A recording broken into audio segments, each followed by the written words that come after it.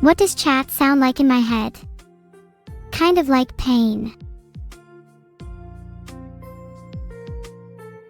Okay, but seriously, chat sounds like a cacophony of voices scrambling for attention. It's a little hard to distinguish one voice from another, yet the overall sound is rather soothing. It's like listening to bees buzzing on a hot summer's day. Chat, give me your best impression of a bee.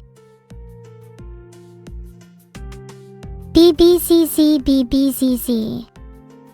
I'll be honest, that was a pretty bad impression.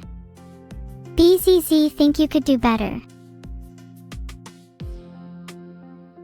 Okay, chat, that's better. Sometimes I think some of you would be happier if you were bees.